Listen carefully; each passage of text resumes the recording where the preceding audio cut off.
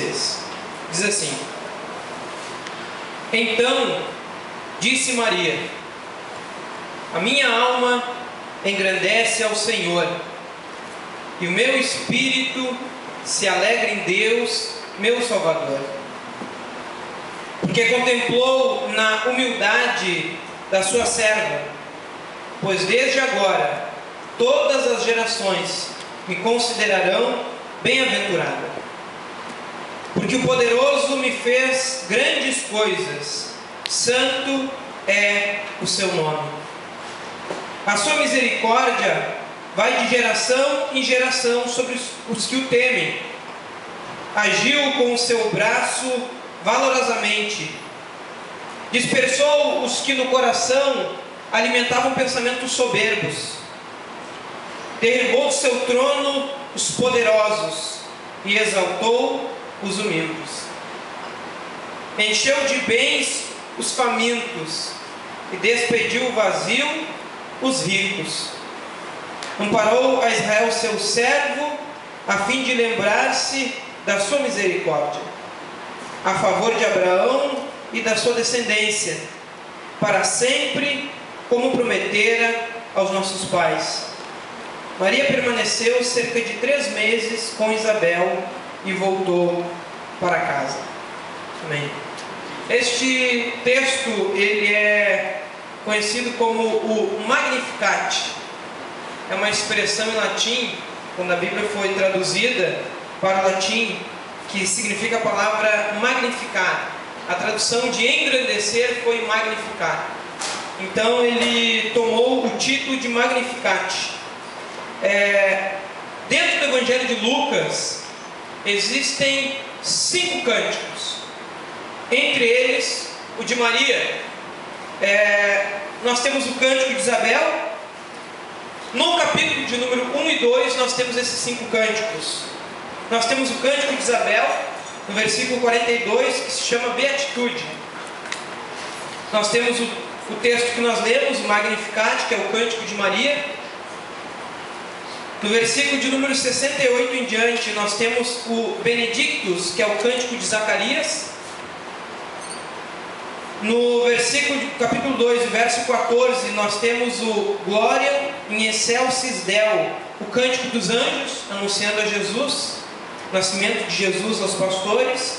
E o cântico de Simeão, que é o Nunc Dimittis, no capítulo 2, versículo 29 em diante. E nós vemos que é interessante porque Lucas tem um número de cânticos que nenhum outro livro do Novo Testamento tem, que nenhum outro evangelho tem, em apenas nestes 2 capítulos.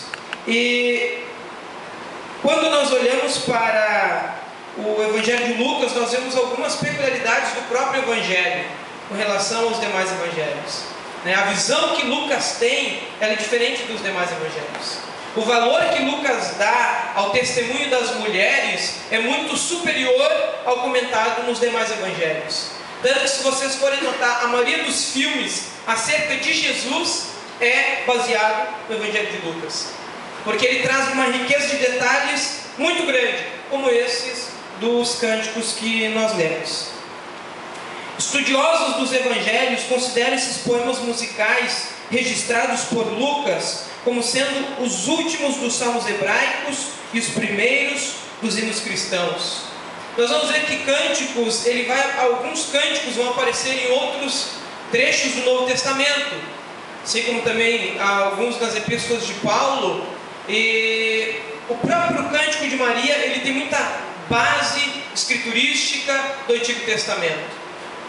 Nós vamos ver que ela cita acerca de salmos e de alguns outros livros do Antigo Testamento. Por isso que alguns consideram que estes cânticos são os últimos baseados nos salmos. E também nós vamos ver, a partir do Novo Testamento, os novos hinos surgindo na igreja cristã. Hoje nós olharemos para o cântico de Maria, ou o Magnificat. E porque o seu cântico é uma belíssima expressão de sua fé e de seu amor pelo Deus da sua salvação. Como o último louvor que nós cantamos, baseado em parte no cântico de Maria. ele é um belíssimo cântico, é um belíssimo poema, é um belíssimo texto bíblico, cheio, muito cheio, de uma visão acerca de Deus bem peculiar da jovem Maria. Lendo cuidadosamente o Cântico de Maria, é possível notar um fato importantíssimo. O seu poema está encharcado de passagens bíblicas do Antigo Testamento. Calcula-se que Maria citou dentro do seu cântico cerca de 12 passagens nos livros do Antigo Testamento. E se nós formos olhar no livro de 1 Samuel, no capítulo 2, o Cântico de Ana, o Cântico de Maria é muito similar ao Cântico de Ana.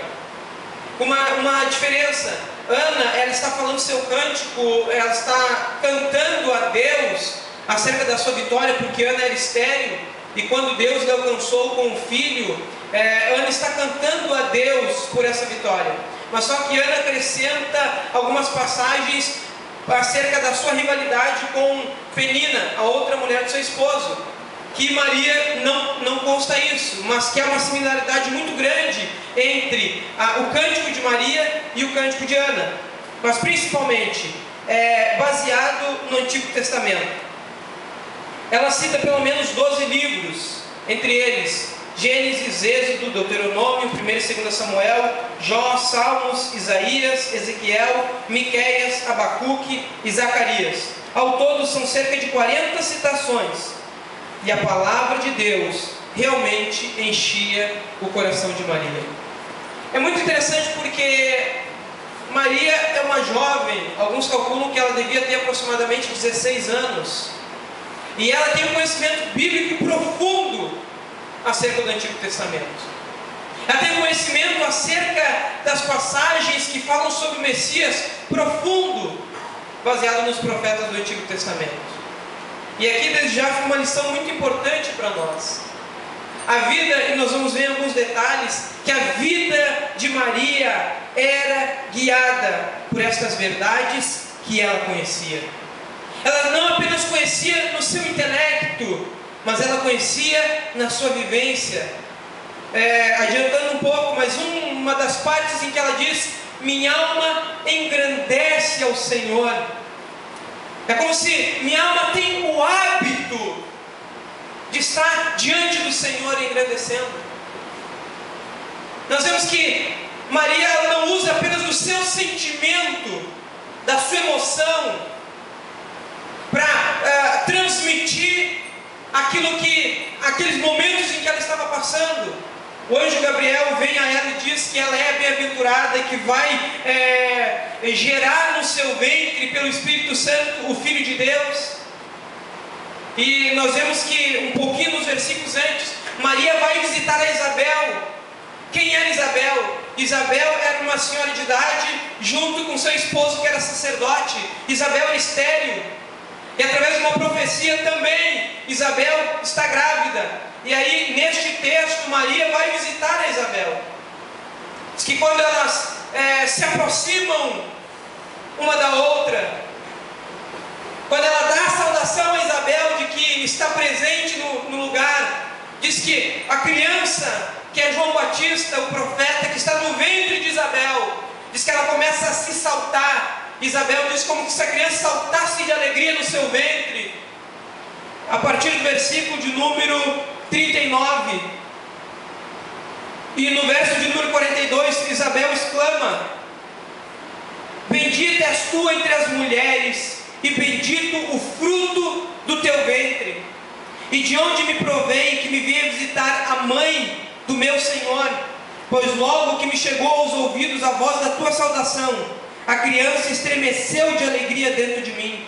Bem-aventurada a que creu, porque serão cumpridas as palavras que foram ditas da parte do Senhor. Isabel reconhece em Maria a mãe do seu Senhor. Isabel sabe que aquilo que está gerado no seu ventre é fruto de uma vontade divina. Através de profecia, Deus disse a Zacarias que eles teriam um filho mesmo sendo avançado em idades.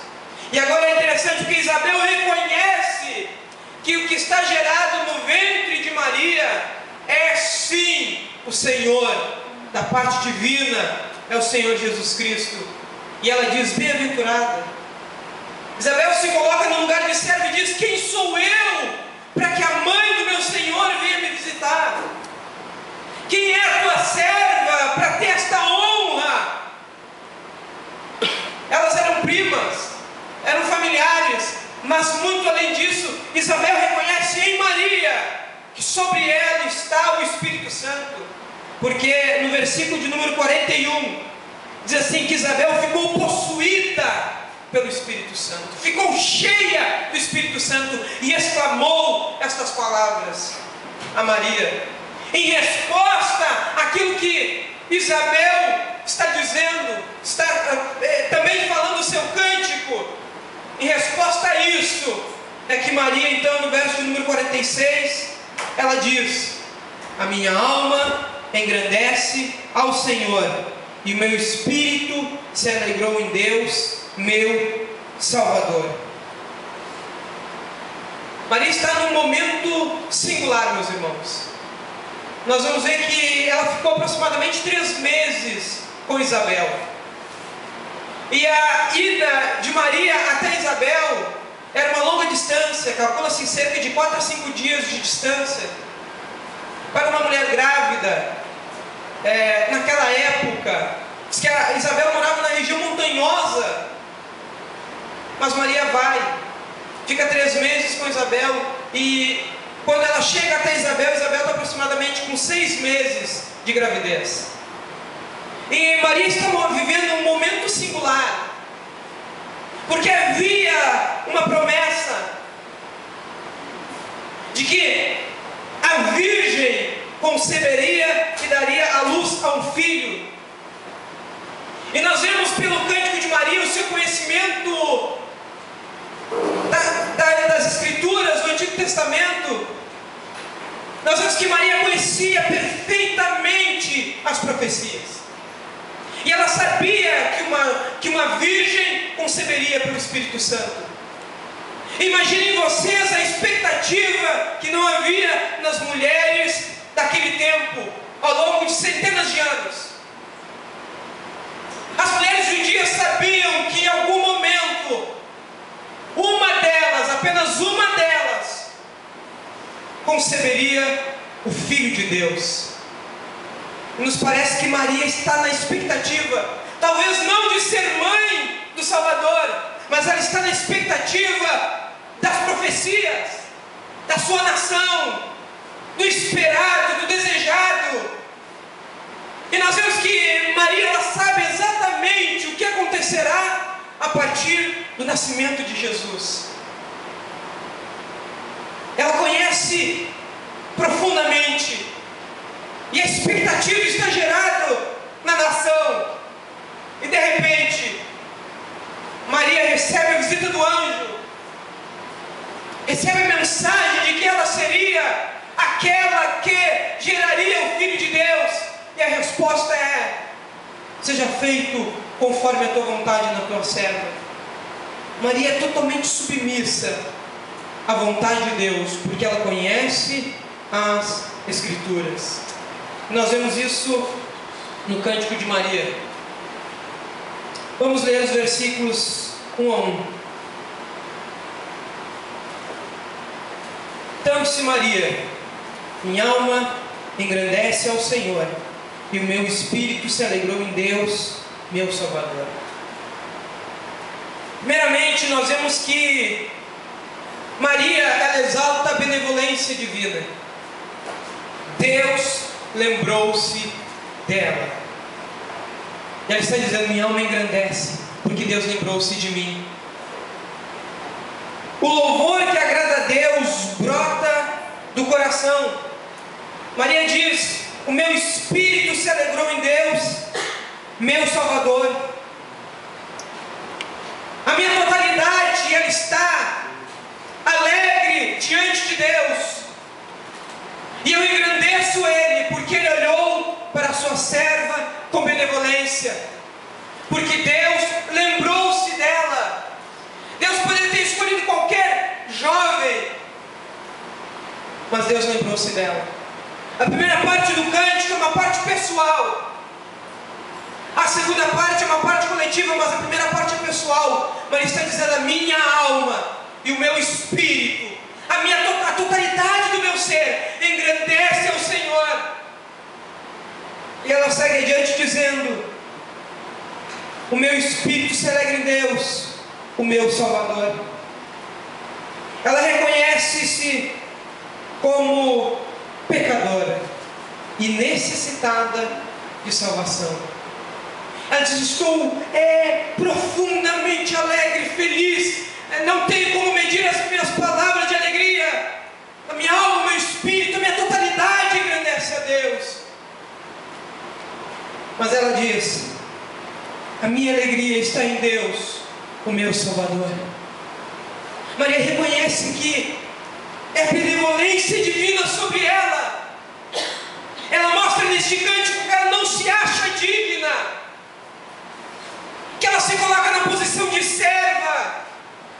Ela não diz: pois bem, foi para isso que eu cuidei a minha vida toda, foi para isso que eu levei e conduzi toda a minha vida.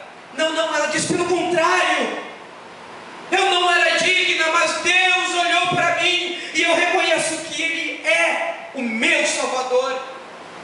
Maria se reconhece como pecadora, porque só pecadores precisam de salvação. Ela diz: Ele é o meu Salvador, Ele é o Salvador da nação de Israel, Ele é o Salvador do mundo, mas Ele é o meu Salvador, porque eu preciso de salvação. Maria se reconhece como pecadora e necessitada de salvação. Maria é humilde, reconhece as suas fraquezas. Por isso que talvez é bem apropriado aquilo que o anjo diz: bem-aventurada és tu entre as mulheres. Bem-aventurada és tu.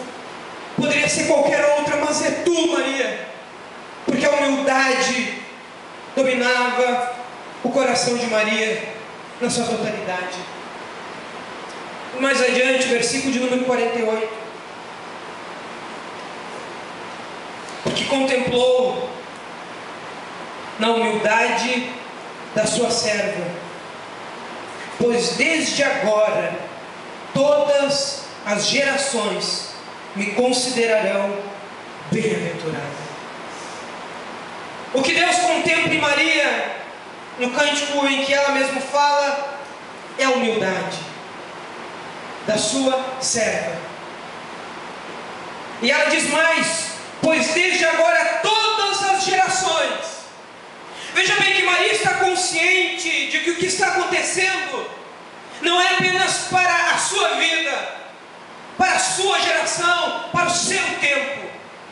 Maria está consciente de que aquilo que está ocorrendo não é por um breve período de tempo, mas ela diz: todas as gerações em diante me chamarão bem-aventurada, porque eu fui mãe do Filho de Deus.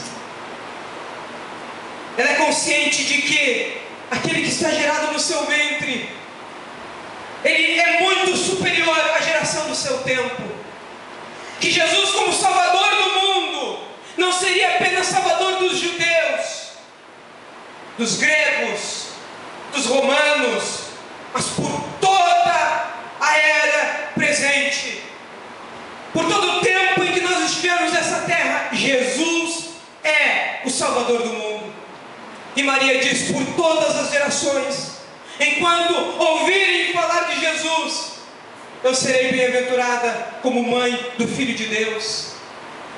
Ela reconhece que ela passará, ela morrerá, porque ela não é o personagem principal da história. Veja bem, é interessante porque Maria está dando certeza a acontecimentos futuros. Maria não está dando certeza do passado, Maria está dando certeza de acontecimentos futuros, porque ela cria naquilo em que os profetas disseram acerca de Jesus: o seu reino será eterno e não terá fim. Então, enquanto as gerações estiverem na terra, me chamarão bem-aventurada. Nós vemos a humildade de Maria. Versículo de número 49: porque o poderoso me fez grandes coisas. Santo é o seu nome. Maria, no verso de número 49, a expressão ele fez grandes coisas. Por breve, nós podemos destacar 3 coisas simples no sentido do contexto. Primeiro, concepção virginal. Maria engravidou do Espírito Santo. Não houve relação sexual entre ela e o seu futuro esposo. Houve uma concepção virginal. Então ela diz: ele fez grandes coisas. Fez aquilo que jamais se ouviu dizer que ele tenha feito outra vez. Segundo, grandes coisas era ser mãe do Messias, aquele profetizado lá em Gênesis, aquele que as gerações esperavam, os descendentes de Abraão, Isaac, Jacó, os reis, os profetas, todos do Antigo Testamento diziam acerca de Jesus. E ela disse: ele fez grandes coisas porque eu serei mãe do Messias esperado.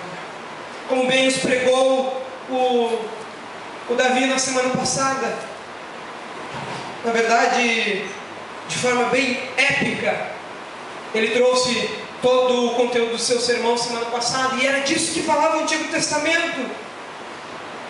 Terceiro, porque Deus fez grandes coisas, porque Maria é insignificante no cenário social. Maria, ela é menor no cenário social da época. Maria é insignificante do ponto de vista político, religioso, social. Mas isso não importa, porque o Todo-Poderoso está agindo. Maria é insignificante dos pontos de vista humanos, mas não importa, ela diz, isso não é levado em conta, porque Deus está fazendo grandes coisas. Sou insignificante, mas Deus está agindo. Continuando ainda, quando Maria diz: Deus fez grandes coisas, Salmo de número 71, e o verso 19 diz: grandes coisas tens feito, ó Deus. Quem é semelhante a ti? Quem é semelhante ao Senhor? Nenhum religioso, nenhum político, nenhum líder, nada, nem ninguém é semelhante ao Senhor. E nós vamos ver isso mais à frente ainda no Cântico de Maria. Quando ela, na segunda parte do verso 49, santo é o seu nome. O nome na antiguidade representava a pessoa na totalidade. Ela diz: o Todo-Poderoso tem feito grandes coisas, porque santo é o seu nome. Se o nome representa totalidade, este termo significa kadosh, separado. Como se Maria estivesse dizendo: tu és o santo, o único, o separado, o incomparável, o infinitamente superior a todas estas coisas que estão acontecendo na nação de Israel. Tu és o único, santo é o teu nome. Não há ninguém que seja santo, só tu és santo. Por isso que tu faz grandes coisas, porque Deus é o único, acima de todas as coisas que acontecem na terra. Ele é digno de fazer grandes coisas. Versículo de número 50. A sua misericórdia vai de geração em geração sobre os que o temem. Veja bem, meus irmãos, o que nos chama a atenção é que é uma jovem passando por momentos de circunstâncias inimagináveis, e na situação, não nos esqueçamos que Maria está diante de Isabel, em um momento de alegria extrema. Ela não está aqui fazendo um tratado teológico, ela não está aqui refutando uma heresia. Não, Maria está aqui abrindo a sua alma, o seu espírito, e tanto que ela diz: o meu espírito se alegrou, se exultou, se encheu da presença de Deus. E com isso ela reconhece e ela diz estas coisas maravilhosas: a sua misericórdia vai de geração em geração sobre os que o temem. A misericórdia de Deus é de geração em geração. Não foi para o Antigo Testamento apenas, não foi para a época de Maria, mas era de geração a geração. Se Deus não fosse misericordioso, ninguém se salvaria. Sua misericórdia, Deus, em sua insuperável misericórdia, por meio do seu Santo Filho, é quem liberta as gerações do pecado e da tristeza. Deus, na sua insuperável misericórdia, na sua tão grande misericórdia com que nos amou, através do seu Filho Jesus Cristo, é Ele que liberta de geração a geração, quem liberta do pecado e da tristeza. Somente Deus. E Maria está visualizando tudo isso. Maria está dizendo: é a partir de Cristo que uma reviravolta na história da humanidade acontece. É a partir da pessoa de Jesus Cristo, que ainda nem nasceu, está no seu ventre, que ela visualiza todo o mundo daqui para frente não será mais o mesmo. Não será mais o mesmo. A misericórdia de Deus será abundante, a graça de Deus será manifesta, a bondade de Deus através de Jesus Cristo se estende de geração a geração, inclusive até nós no dia de hoje. Quem dera nós disséssemos como Maria diante da verdade de Jesus Cristo, o Salvador do mundo, que a nossa alma engrandecesse ao Senhor e que o nosso espírito se alegrasse em Deus, o nosso Salvador. Maria está dizendo: a sua misericórdia é insuperável. Aqui, versículo de número 50, é o ápice do cântico de Maria, é o ponto alto deste cântico, porque ela fala sobre a promessa messiânica, de geração em geração. A partir de agora, a partir desse momento, de geração em geração, Deus estará salvando. Coisa que nunca tinha acontecido antes. Deus enviar seu Filho à terra, mas agora a misericórdia do Senhor será abundante. Versículo de número 51. Derribou o seu trono os poderosos e exaltou. Versículo de número 51. Agiu com o seu braço valorosamente, dispersou os que no coração alimentavam pensamentos soberbos. Maria usa a expressão agiu com o seu braço. Nós sabemos que isso já foi usado no Antigo Testamento, quando se dá a Deus referências físicas. Sabemos que Deus é na sua totalidade espírito, mas quando Maria diz o seu braço, denota o seu poder para salvar.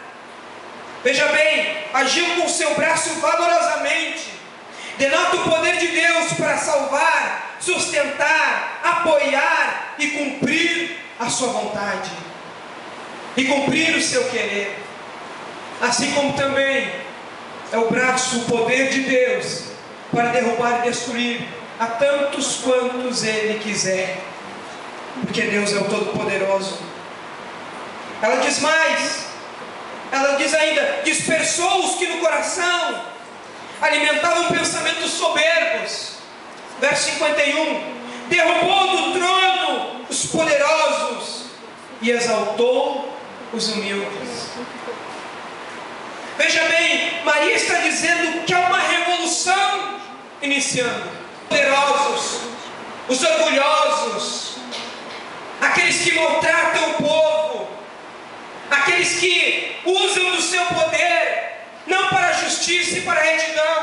mas usam o poder que eles têm para o contrário, a injustiça, a maldade, a tristeza do povo. Mas Maria então diz no verso de número 52, derrubou do seu trono os poderosos e exaltou os humildes.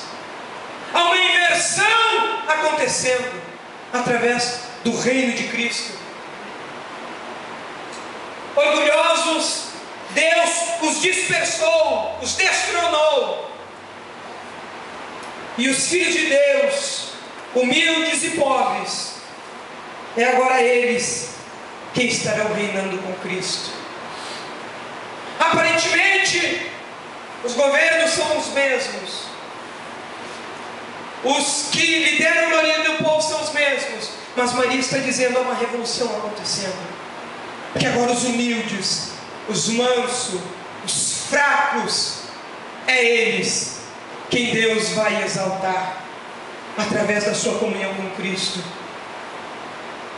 Isaías capítulo 9, versículo 2 cita-nos que o povo que estava em trevas viu uma grande luz. Maria é fruto da desigualdade do seu tempo. Maria não é uma pessoa rica, não é alguém com muitas posses, não é alguém que no Evangelho nos mostra que tivesse muita coisa de bens materiais. Mas Maria está agora dentro do seu ventre o bem mais precioso que a humanidade já teve: o nascimento do Senhor Jesus Cristo, o Natal, o Emanuel, o Deus conosco. E aí Maria está dizendo, é uma revolução, porque agora quem Deus vai exaltar é os humildes de coração, é os mansos de espírito, não é os orgulhosos, arrogantes, não é aqueles que governam com impiedade contra o povo. Há algo extraordinário acontecendo. Versículo de número 53, e encheu de bens os famintos, e despediu vazio os ricos. Os famintos agora encheu-se de bens, mas muito superior aos bens materiais, mas sim a riqueza da pessoa de Cristo que o Evangelho nos apresenta. E despediu vazio os ricos, aqueles que encontram nos seus bens a sua riqueza, não conseguem reconhecer em Jesus Cristo a verdadeira riqueza. Aqueles que acham que aquilo que possui é o seu bem maior, não conseguem reconhecer na humildade da manjedoura o seu Salvador. E é isso que Maria está dizendo, que há uma inversão a partir do nascimento de Cristo. Versículo de número 54, amparou a Israel seu servo, a fim de lembrar-se da sua misericórdia, a favor de Abraão e de sua descendência, para sempre, como prometera aos nossos pais. Maria, ela está dizendo aqui que aquilo que Deus prometeu, Ele cumpriu. Mas veja bem, é mais um momento em que Maria enxerga o futuro, em que a nação de Israel será amparada, que o Messias prometido, Ele está vindo, e que a misericórdia de Deus desde Abraão e a sua descendência, ela está se cumprindo, como Deus havia prometido aos pais no Antigo Testamento. Maria está dando por certo aquilo que é futuro, porque Maria conhecia o Deus a quem ela servia. E é nestas coisas que nós encontramos a singularidade deste pequeno texto do Cântico de Maria. Último ponto, vamos para a conclusão. Diante disso, e diante do Magnificat, diante do Cântico do Magnífico, aquele que é exaltado, o que nós enxergamos, o que nós temos a ver e o que isso serve para nós? A resposta, a primeira pergunta do breve catecismo de Westminster é: glorificar a Deus e gozá-lo para sempre. É isso que Maria diz: a minha alma engrandece, magnifica, e o meu espírito se alegra.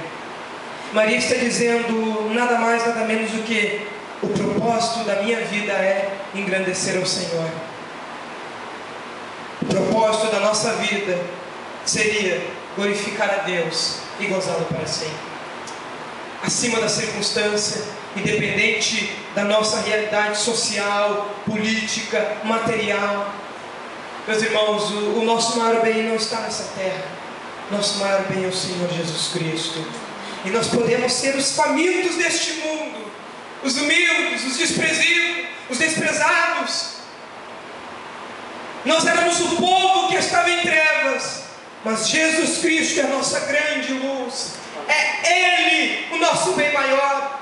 E é isso que nós aprendemos com o Cântico de Maria. A maior riqueza de Deus o maior favor de Deus para nós é a pessoa de Jesus Cristo. Ele é o favor de Deus, Ele é o motivo do nosso gozo, da nossa alegria. Precisamos desfrutá-lo e gozá-lo para sempre. Que pobreza é quando eu quero desfrutar de Cristo apenas quando venho ao culto. Que pobreza é quando eu quero desfrutar de Cristo apenas quando eu estou precisando. Quando eu tenho uma necessidade, então eu lembro que Cristo é aquele que me auxilia. Que pobreza! Por isso que Maria diz: minha alma ela engrandece, ela está continuamente em alegria, magnificando ao Deus da minha salvação. Cristo é o maior favor de Deus para nós. Ela diz no seu cântico que todas as gerações me considerarão bem-aventurada. Maria, ela não diz que invocarão a minha bênção, que invocarão a mim para que eu interceda diante de Jesus Cristo. Não, ela diz: me chamarão bem-aventurada. Daquela que foi feliz, daquela que teve uma oportunidade singular. Mas ela mesma reconhecia, e que nós precisamos reconhecer, que o nosso Deus é o nosso Salvador, que nós não nos salvamos a nós mesmos, que não é pelo quanto jejuamos, oramos, conhecemos as Escrituras. Não podemos ter um conhecimento somente intelectual. Este conhecimento tem que ser como o conhecimento de Maria, que conhecia profundamente, mas que a sua alma sabia o que fazer com as Escrituras no momento certo, que a sua vida estava cheia das Escrituras, não apenas intelectual, mas de uma forma viva. Maria está dizendo: a minha vida está baseada nas promessas de Deus, de geração a geração. Embora a salvação seja pessoal, Deus nos chama a viver o Evangelho em família, ou seja, na igreja, a família da fé. Ela diz que de geração em geração, da descendência de Abraão, Deus estaria abençoando o seu povo. Nós sabemos que a salvação é algo pessoal, individual, mas Deus nos chama a viver o Evangelho em família. Maria diz: não sou só eu que vou desfrutar, as gerações daqui para frente vão desfrutar do Filho de Deus. Não sou só eu que vai ter esta alegria, eu vou ser a mãe do Filho de Deus, mas todas as gerações desfrutarão dos benefícios do Filho de Deus. Salvação é pessoal, mas o Evangelho é coletivo. A igreja não é algo que surgiu simplesmente como mais uma instituição qualquer. Não, ela está nos planos de Deus. A igreja é propósito de Deus. Portanto, eu e você somos sim propósito de Deus para vivermos o Evangelho na terra. Não é apenas nosso privilégio, devemos proclamar este Evangelho de geração em geração, em todo o tempo, que Cristo Jesus veio ao mundo para salvar os pecadores, que nós somos os principais, mas que Ele salva. Ela diz que Deus realizou feitos poderosos e derrubou os governantes. A história, ela nos mostra as causas secundárias da queda dos governantes.